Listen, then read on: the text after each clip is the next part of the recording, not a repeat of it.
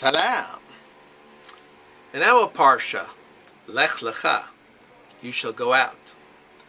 Avraham is commanded by God to leave his father's house, or Kasdim, somewhere in Iraq, and to pick up him and his intimate family, and to head on over to a land where God will choose. Now, up until now, things haven't really developed the way God really wanted the world to. Sure, we had Noach in last week's parsha. Noach was a tzaddik in his generation. So Noach and his family were saved. But beyond that, nothing really was happening in the world to bring God's holiness into this earth, so people could appreciate and know that there is a creator, there is a master in this world. That was not happening. And another 10 generations must pass from the time of Noach until finally Avraham Avinu, our forefather Avraham, comes to the aid, comes to the rescue, brings God into this world and teaches everyone that there is only one God in this world. But where he is living in Or Kasdim, it is definitely not a place for that godly message to be discussed.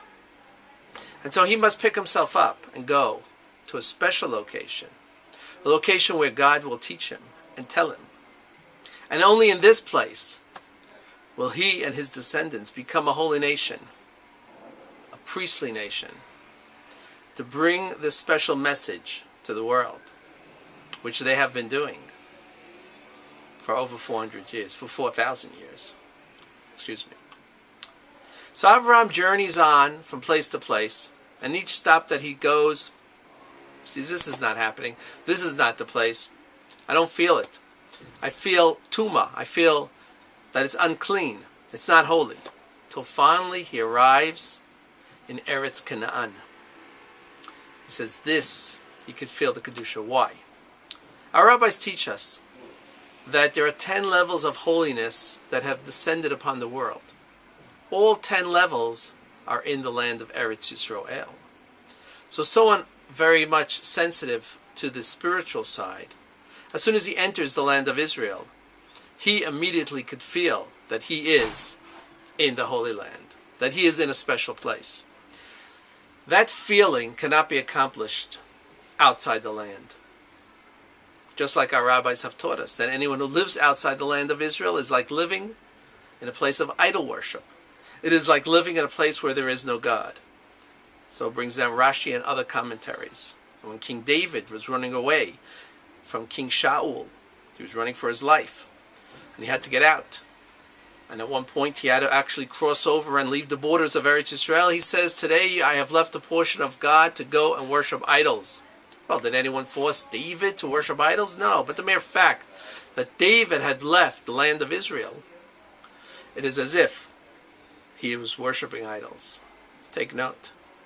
My dear brothers and sisters, take note. The mere fact that a Jew does not live in the land, it is as if he is worshiping idols.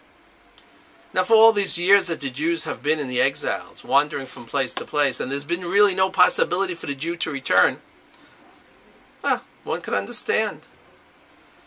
But how could one understand today when everything is here in the land of Eretz Yisrael? Everything, from A to Z, from soup nuts to tuna, from toilet paper to tissues. Everything is here. How could one possibly not want to be where the 10 levels of holiness descends? In any case, getting back to our story, our hero, Avraham, and his small family, they end up in Eretz Canaan. Now, what is going on in Eretz Canaan at that time? Interesting. Most of Europe is empty. America is empty. Alaska, nobody there. Wouldn't it be easier for God if he's building a nation to bring Avraham to a place that there is nobody there? Bring them maybe to Switzerland? The Alps? Wouldn't that be nice? Nobody around? Maybe Uganda? No one around? Start your nation over there. The descendants, build them up for a few generations.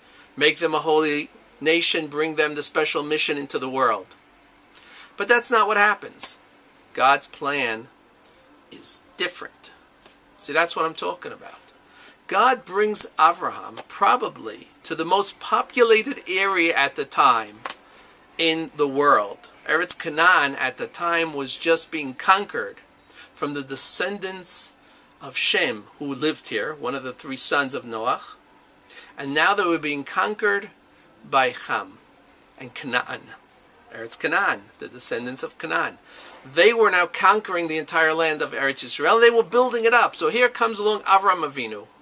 And God gives him his promise that this is the land that I will give to you and your descendants. Now, this looks anything out of any type of movie. I mean, this is just ridiculous. The Canaanites are just settling in and building up the place. And here God is telling Avraham, this is the place that you will settle and your descendants. This is the land I'm giving to you. It's really out there. It's really far-fetched. I mean, any other place that there's no people, that's understandable. But Dafka, the most populated area in the world at the time, where they're settling in and building up the land, Dafka, you're telling Avraham that this will be the place? That's right. This is the place. And this is the great test that Avraham passes. Avraham has faith in God, and he believes in him. And he knows that if God tells him that he and his descendants will live and settle in the land of Eretz Yisrael, then so be it. So be it. And all these things that are outside that seem to be the exact opposite of what's going on, that the Canaanites are settling in and building up, they're just like wind that goes from place to place, because the God of heaven, the master of the world, picks up nations and moves them from place to place when he wants to bring his people home and bring them the redemption. That's right. So here we have it. Lech Lecha, the first commandment given to the first Jew, the first one to recognize God. You got to get out. You can't be in your tuma, in your uncleanly hometown. It's time to get out and to come to Eretz Canaan, where God commanded us to be. Sure, afterwards, Avram still goes through trials. There's a famine. He's got to go down to Egypt. He comes back. Sure, all that happens. But his descendants, the tribes, the ones who leave Egypt, they return. V'begadol, and big time, they return. With all their might, with all their force. They are the ones who come back and settle the land of Eretz Yisrael. What are you waiting for? I don't know. But it's time to head home. I'm Levi Chazan, from somewhere in the land of Eretz Yisrael. Parsha Lech Lecha. Until next time.